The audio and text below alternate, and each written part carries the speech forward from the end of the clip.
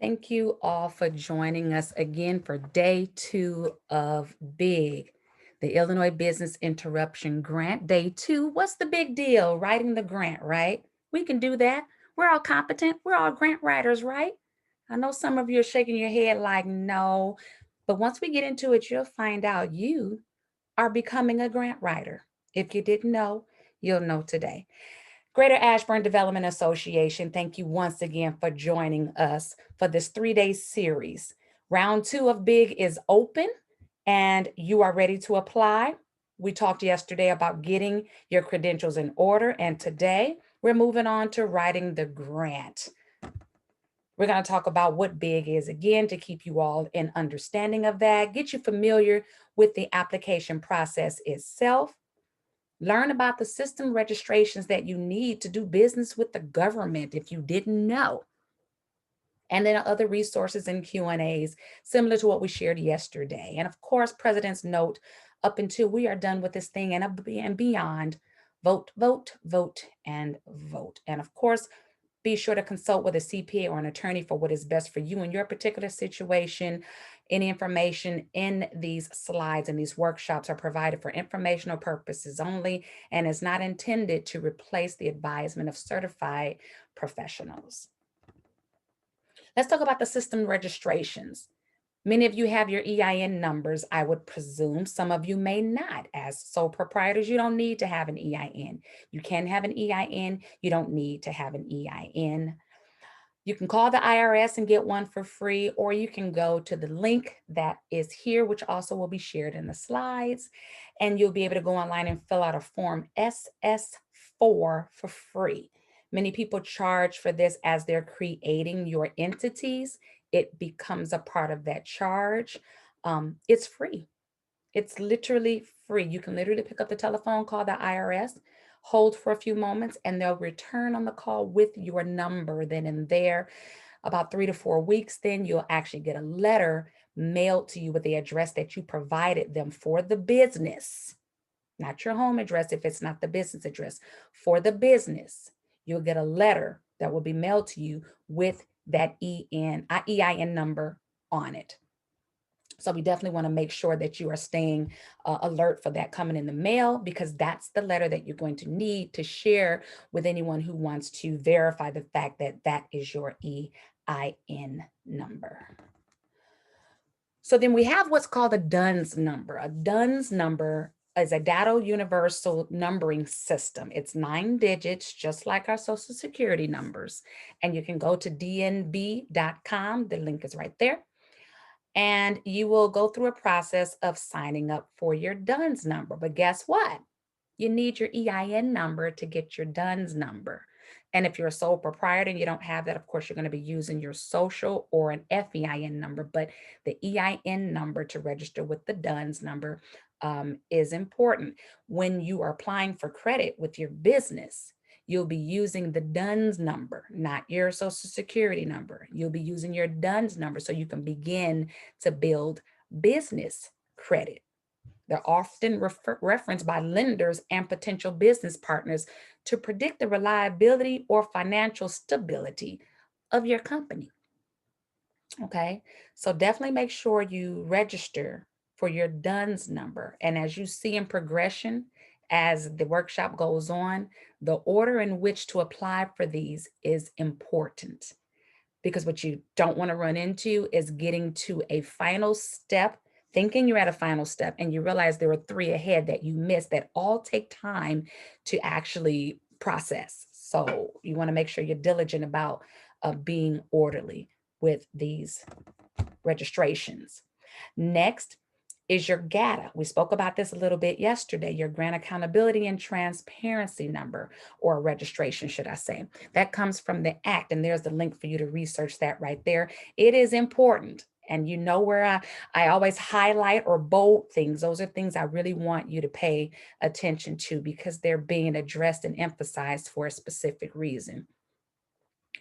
If you book these sites, as many of us do, so that we can get back to what we're doing as efficiently as possible. So we're bookmarking our sites. There are so many of them. I suggest you do so if that's not what you're doing, and use your bookmark bar so that then you don't have to go searching through your bookmarks. You can just click on the bar. So if you've ever wondered, here's a little just a little tech note. If you've ever wondered what bookmark bar means when you go into bookmark a website, that's so that they can pop up on that bar that you see right above the address bar for the browser, and you can click right on those and get right to the website that you intended to reach.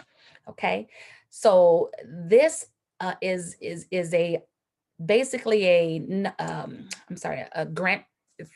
Self-explanatory. It's an accountability system for those who are receiving grants, who have been awarded grants, who are applying for grants, things like that.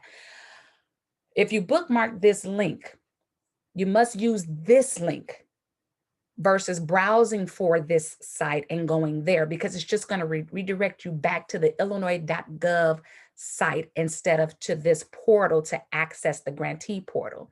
Don't bookmark the authentication portal. Don't do that. If you bookmark it, it's just going to redirect you back to illinois.gov and not back to the portal. So you'll spend probably, let's see, how much time did I spend when I first did this? Good 10 to 15 minutes trying to get back to where you were. And the only way to get back there is to directly enter this link into the browser.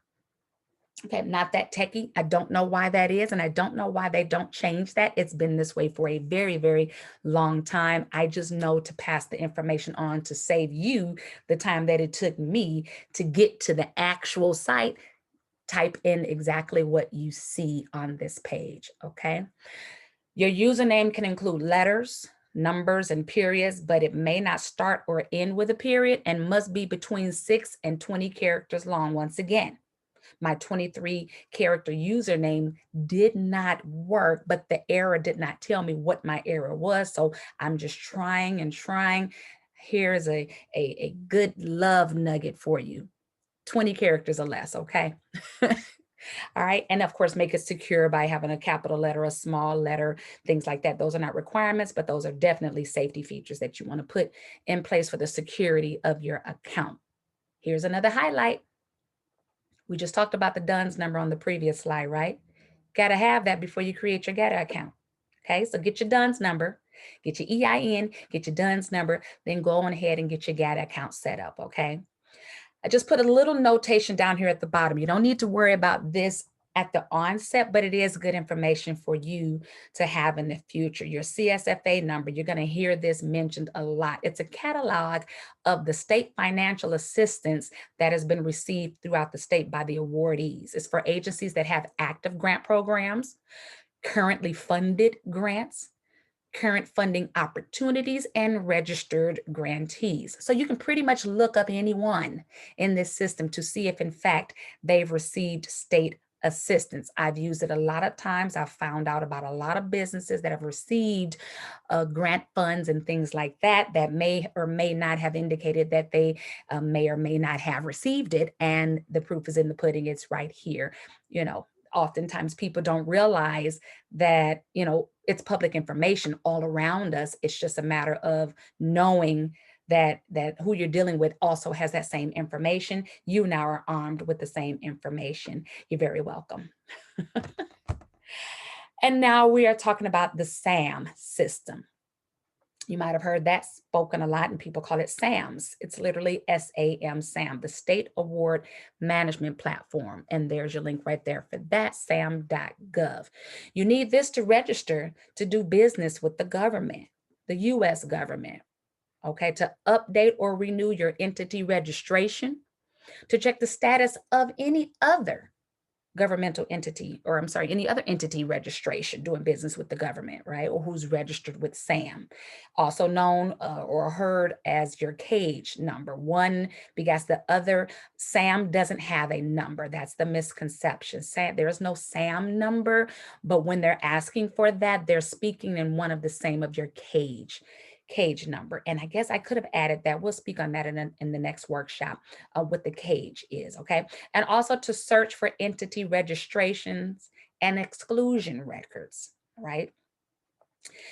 I put a note here as well for those of you who may be going in here in the upcoming week. The government, SAM government site will be down for scheduled maintenance on Saturday, October 10th from 8 in the morning to 3 p.m. So get your business done before then. You've been notified. Here we go. Here's the yellow, right? We love the yellow because it really helps save us time. You need your EIN to register with SAM. You need your DUNS to register with SAM. We just got off the GITA, which you need your DUNS for. We just got off the DUNS, which you need your EIN for. So do you see the progression, the acceleration of what you need to do to get your systems registrations up and running? And a lot of these take some time to process and return the results to you of an active registration. Some are immediate, some may or may not be, especially during active grant season. They very well may have a backlog of processing time. So you want to get a head start on this, especially when you have deadlines coming up for your grants. You don't want to wait until you're getting ready to apply for a grant and start doing this, okay?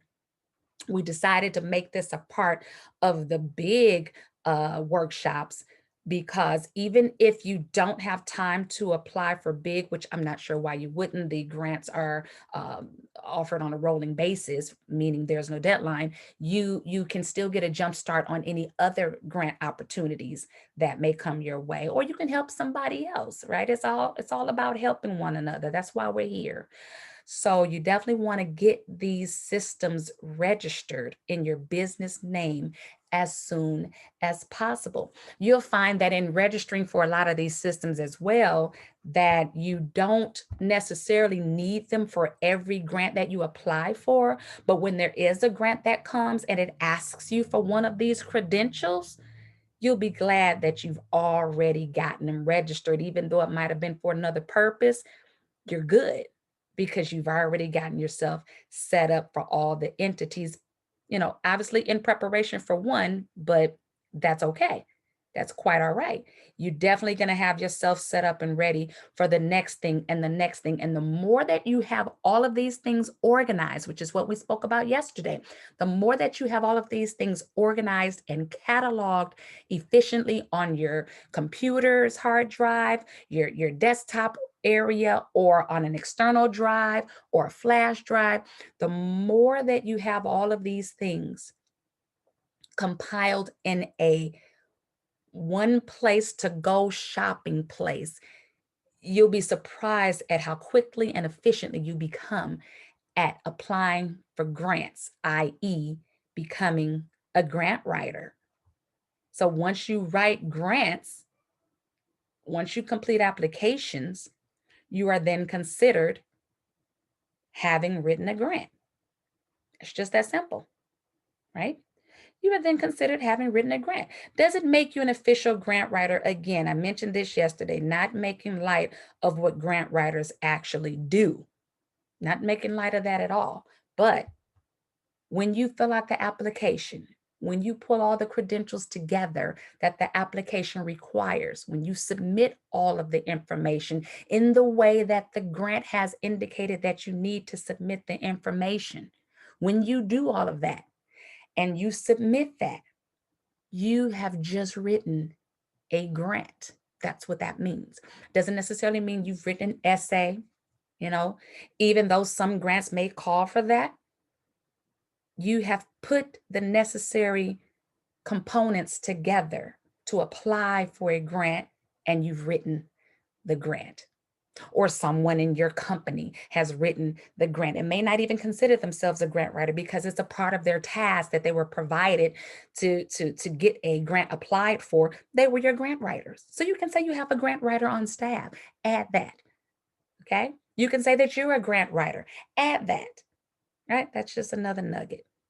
We talked about this yesterday, but I think it warrants repeating each day because we want to make sure that everybody knows where to go to get the information they need for the big applications, okay? The business interrupter grant applications and the information and the technical assistance.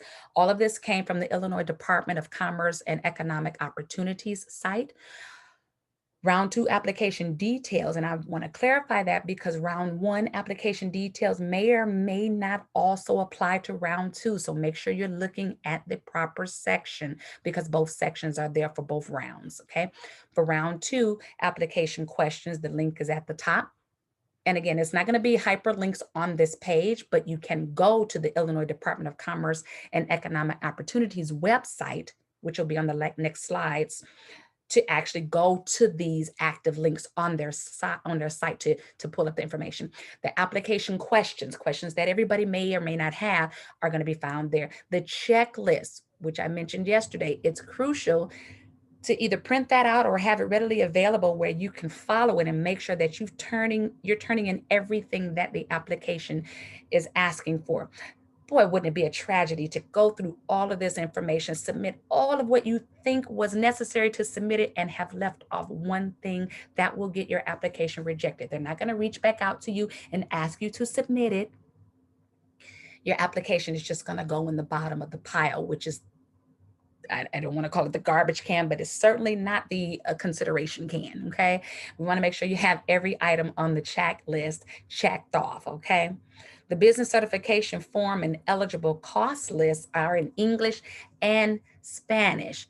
These are important because you don't want to apply for something that the grant specifically said is an ineligible cost. Okay, you don't want your grant rejected for not having followed directions. That's a simple thing to do, but yet it is a very simple thing to also succumb to being guilty of. I am one as well, because it's a lot of information to sift through on that site and on these sites, period. It's a lot of things to read, and sometimes in our haste, we try to move through things too quickly and we miss something, right? Here's your link for that. You're very welcome. You make sure you are eligible. You make sure you're only applying for what's eligible, and it is so, okay? Guidance for the awards and other federal support, such as the PPP and the EIDL. Those are other stimulus programs that you may qualify for as well. We'll be talking about those tomorrow, along with several others. So make sure you tune in tomorrow at 12 o'clock as well. But what this is referencing is that if you have in fact applied for and or received those already, and you've applied for ABC costs from the lists above, the eligible costs, you cannot then apply for the big grant for ABC costs. You now have to apply for DEF costs. You cannot have a duplication of benefits coming from government funds, right? No double dipping, as they call it. So you have to make sure that you're very prudent in documenting what you're applying for with each grant, right? If you're like us, we are actually writing grants for several opportunities right now. And it is important to keep track of what we've applied for with each grant, because if you duplicate those efforts, and God forbid you actually receive grants for both of those things, you are then in violation of the guidelines for those grants. May it have been inadvertent or not, right? You definitely don't want that to be the case. So be diligent about what it is that you're documenting so that you know that you've already applied for something here. Let's apply for something else there. And potentially, you can have your, your entire ABCDE taken care of with separate supplements, okay? Last but not least, your eligibility criteria. That's for your company, your business being eligible. So above was for eligible costs that it takes for your company to operate. Down here at the bottom, detailed eligibility criteria is for your company to be eligible to even apply in the first place. Both of those are in English and in Spanish. How are we looking? Are we good on time? I think we had about 10 minutes. Okay, we're good.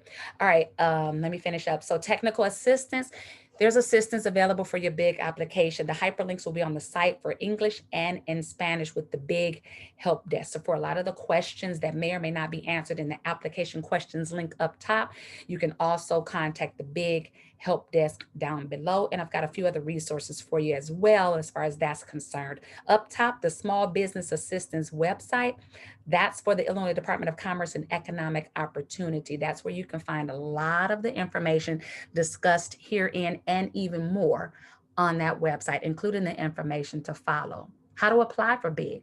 There's the link for you right there. Click on that link and it'll take you right to the application to apply.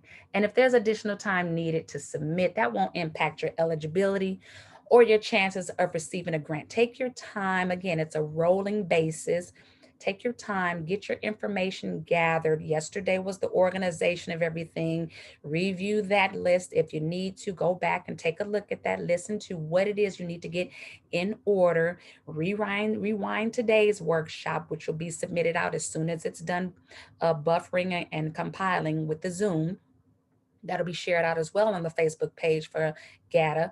And make sure that you've got your registrations in order. If you haven't taken notes today, it'll be recorded and sent to the Facebook page. If you've registered, it will be sent to your email.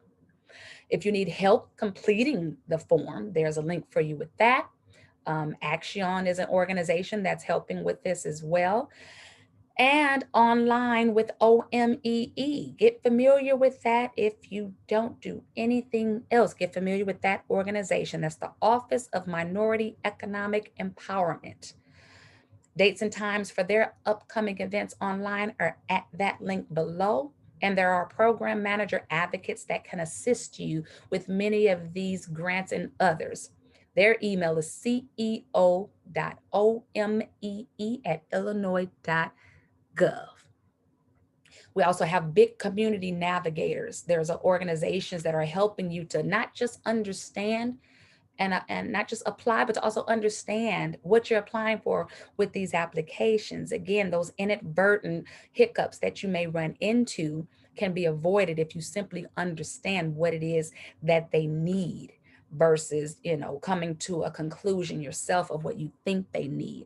Some information is a little ambiguous, could be perceived differently, therefore requires a little more understanding. And these big community navigators can help you with that. There are 42 of them in the state of Illinois, SBDCs. Those are small business development centers. You can click on that link with the blip star word in it, and that will take you to a search box to put in your area so that you can find the one nearest you. A benefit to that, you can use any one of them. You can use any one of those SBDCs, but a benefit, in my opinion, is that using ones that are very near where you're located, where your business is located, can afford you more resources and details about the areas that you're located in versus other areas and other communities. For instance, if we're in Ashburn and we go to Greater Ashburn Development Association, they may not only have information about the big grant, but perhaps other grants in the community like SBIF and the different TIF in the area that are going to be open or that are on deck right now. We'll be talking about SBIFs tomorrow as well, but only Ashburn would probably have that at the top of their radar for Ashburn. So try to find the SBDC that's nearest you so that you can kind of have the best of all the opportunities available at your fingertips for the area that your business is in. The Chicago Urban League is another one that has a plethora of information for the entire city of Chicago, namely the South Side initiatives as well. Jay Johnson at chiul.org can be reached for those opportunities and that assistance. And then our partnering agency in the community, the Ward 18 Greater Auburn Gresham Development Center, Jay Reddy at themetroalliance.com can assist with any questions about navigating the big grant and the application and the processes within. Okay. The link at the bottom is just an added tip. That's the executive order for the entire stimulus program that was offered since the onset of the pandemic. That's a link for you. Tons and tons and tons and tons of orders in there. And that is not an exaggeration. It is a large order, okay? The big opportunity, along with other stimulus packages and their guidelines and the trade-offs, all of that is in this executive order. We did a 2-series workshop on what the stimulus packages meant in regards to taxes. We spoke about that in yesterday's workshop, but I'll touch on it a little bit here. We've got a few minutes. I'll touch on it a little bit here. The common conversation is that somehow these stimulus packages are attached to your 2019 taxes. That is in fact true. If you were on the call yesterday, you know that your 2019 and your 2020 taxes for July and August are required as a submission for the bid grant.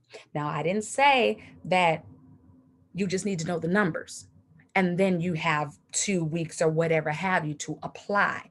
You need to actually send in your tax returns. You need to send in your 2019 tax returns.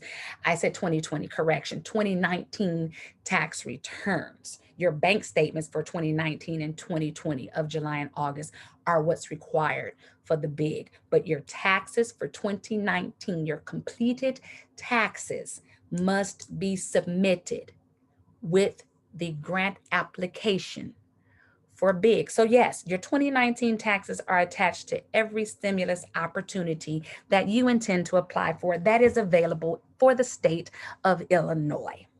Now, whether it's a tax credit, whether it's a partial refund, all of those things have more to be desired to understanding than what meets the capability of these workshops. Again, consult with a CPA or an attorney, because this information is provided for informational purposes only, relevant to the big grant and its processes, and it's not intended to replace the advisement of certified professionals. So please, if you don't even have them already on board for your business, that's definitely something you need to get in place as well. And we'll touch briefly on that tomorrow as well as we start to discuss day 3, the final grant event.